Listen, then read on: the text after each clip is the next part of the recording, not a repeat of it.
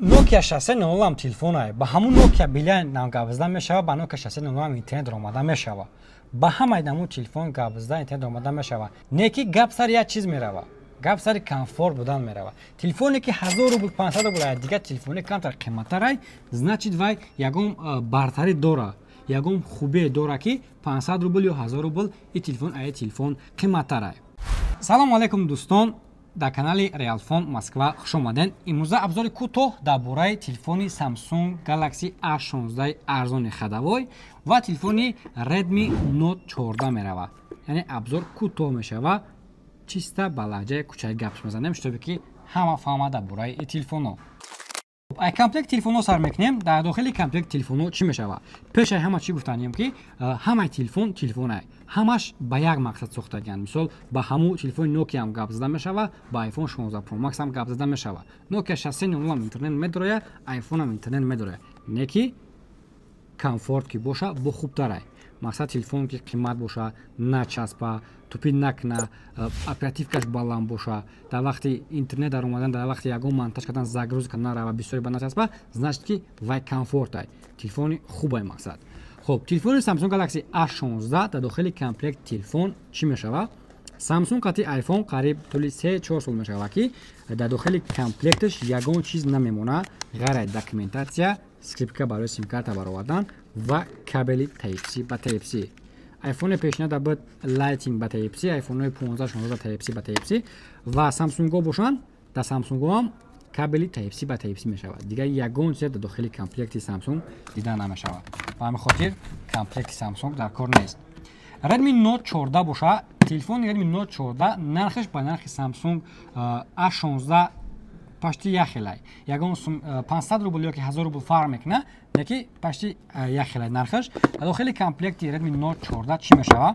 داخل ردمی نوت 14 کامپلکتش ده داکیومنتاسیا کمپانی ردمی و چخال سیاه دیزاین است که کمپانی ردمی خودش میشه. پیش وقت بود چخال پرازرش میموندن پیش وقت نه که دیم سیم پاکلین ردمی که در داخل کامپلکتش چخال رزینی سیاه میمونه چخال دیزاین است که و заводской пленка در بالای اکران تلفن چسبونده. заводской пленка بالای اکرانش مونده که دیگه تلفن شهر نیست که ادین پленка خری یا که استیکلو یا که چخال خری. خب رنگی سامسونگ توقع کابل نه این تلفن با بلوک بیتن 33 وات 23 зарядка داره که 33 وات поддержка میکنه یعنی заряд میتونه تلفن ردمی نوت 14 یعنی 45-50 минут ای 0% تلفن зарядча پر میکنه. خب کامپلکت ردمی نوت 14 هم جمع میکنیم. ردمی نوت 14 بویترک بوده چیم ای سامسونگ A16 چیم ای آیفون ده. لوچی ردمی نوت 14 رد میکنه خوب داره یکی پالیبوم سامسونگ هم برنده. میگذاریم با دیزاین تلفن. سامسونگ گالاکسی A16 چخیلک میبینین سه تا کامera یک تا سپیچر داره. اتکی پالیس ای بلو ای طرف دستی راست میشه و کدی کنکای بالان کنک پاس کنک کلونکای طرفی پایون جای سیم کارت میبره که سیم کارتش د سیم کارت گم میشه فلش کارت نمیبره د سیم کارت گم میشه جای تک بشه تایپ سی. نو دیزاینش بد نیسته با سامسونگ پشت دیزاین همش یک خیلی دیزاینش اساسا با سامسونگ S24 مونده S24 ابیشنی و تلفن ردمی نوت 14 باشه این هم سه تا کامera دو تا کامera کلون یک تا کامera مایده و سپیچر داره.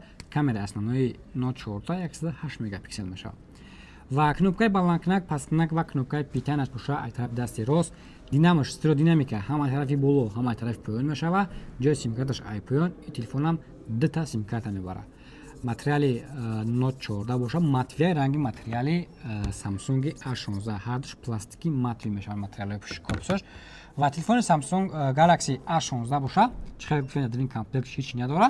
سامسونگ ردمی نوت 14 باشه داخل کامپلکتش همه چیز داره دیگه یگان تلفن دا خریداری نمیکنید. تلفن ردمی نوت 14 دیسپلیش اکرانش باشه 120 گرز AMOLED کار میکنه. چخیل دسیم پلاون اکران کار کرده. کامera основной تلفن باشه 108 مگاپیکسل میشه که خودتون ببینید که تلفن چخیل کامera کرده کچسوینی و داکیومنتری حتما فکر خیلیتون نویسونید که به نرخ نوی خودش میارزه یا که نمیارزه. تلفن چخیل 33 وات 23 зарядка поддержка میکنه. پروسسور تلفن MediaTek Helio G99 Ultra میشه و یک پلوس خوبی دیگه داره که باتریکای تلفن 5 نه 5500 мАч мешавад. Яъне 500 мАч аз Samsung хубтар будай батареяш яъне хубтар мебарад. Samsung Galaxy A16 боша, основной камераи Samsung 50 мегапиксел, фронтальная камера 16 мегапиксел ва тарзи кор кардани камера карданаш бинед ки телефон чӣ хел качествени камера мекунад. Дар бораи Samsung A16 мефехтонад дар комментария нависонед. Процессори Samsung Galaxy A16 боша Mediatek Helio G99 мешавад. Камераи асосӣ чӣ хел гуфтем 50 мегапиксел, экранаш AMOLED 90 Гц экрани телефон кор мекунад. Плавни экран чӣ хел дестан телефон кор кардестай. Батарейкаи Samsung боша 5000 мАч мешавад. 500 такан ай Redmi Note 14. Дизайнои телефон ва камераи телефонро сравнӣ мекунем ва шумо одновременно бинед ки кадомаш хубтар камера мекунад, кадомаш мисол безеб камера мекунад. Дар комментария ҳатман нависонед. Мо комментарияи шуморо ҳатман мехонем ва дар видеои оянда шумо гап занед ки мо кадом телефонҳоро ҳамин хел абзор кунем. Абзори калон мисол i0 то ами охирша ки мисол шумо буфаҳмед ки телефонҳо чӣ хел хусусиятҳо доранд. Телефони Redmi Note 14 дар моделҳои Redmi бисёр функсияро иҷод карданаш мумкин аст. Мисол дора второй трансформатор дора ки шумо метавонед ки як телефон ду телефон созед. Яъне трансформатор дима зер мекунед, дар дим телефон метавонед ки отдельный WhatsApp кушоед, отдельный Telegram кушоед, отдельный Instagram кушоед. Мисол ин чиза ҳар кас намебинад. Касе телефони шуморо бинад мегӯяд ки шумо якта WhatsApp доред, ёки якта Instagram доред. Не ки дим трансфераш фақат ба отпечатки палец шумо ҳӣ мешавад ёки ба ҳамун коди мондаги шумо ҳӣ мешавад.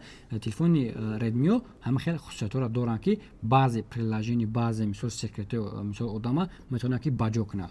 Ҳама хел функсия дорад. А Samsung бошанд ин функсия надоранд, ба хотире ки Samsung да ин функсия намешавад. Фақат як трансфер кор мекунад, но зато соз кор мекунад.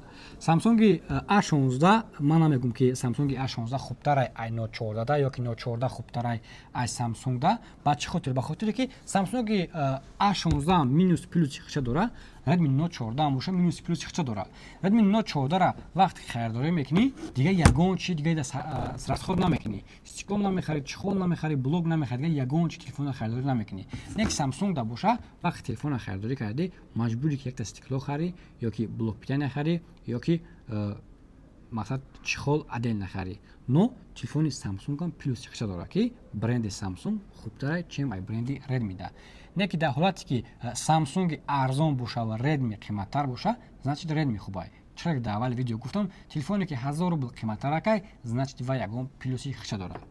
Яъне тарафдорои Redmi хафа нашен ё тарафдорои Samsung хафа нашен. Ба ҳамин хотир ма ҳар телефонҳоро як хел баҳо метиҳам. Телефону ҳар даш бигем ки 50 балл иш дорад, 50 балл иш дорад. 50 на 50. Кадомиш ки шумо дар маъқулай метавонед ки харидорӣ кунед. Аҷати памят боша, памяти Samsung A16 мешавад 4/128, 6/128 ва 8/256 мешавад. Redmi Note 14 боша мешавад 6/128, 8/128 ва 8/256 мешавад. Нархошон агар фаҳмидан хоҳед, ман нархи памяти якум шагар мезанам 4/128 Samsung Galaxy A16 нархаш 11490 рубл, конечно дар магазини Realphone. Нархи 6/128 Redmi Note 14 боша дар магазини Realphone 11990 рубл. Ба ҳамин нархҳо шумо метавонед ки магазини Realphone харидорӣ кунед ва агар ки шумо хоҳед ки ай дигар памятҳои телефонҳо бохабар шавед ёки ай дигар телефонҳое ки мисол шумо дар маъқулай Infinix, Tecno, Honor, iPhone, Telegram канали Realphone Москваро пайгирӣ кунед. Дар инҷа боша ҳамон прайсда ҳама нархҳо омадагиай, ба свет, ба памят, ба оперативка ҳамаш подробни гуфтагиай. Метавонед ки шумо нархҳои ҳамаша фаҳмида ай аксияҳои ҳаррӯза бохабар шавед. Чӣ хеле гуфтем, ба Nokia ҳам интернет омада мешавад, ба Samsung ҳам интернет омада мешавад.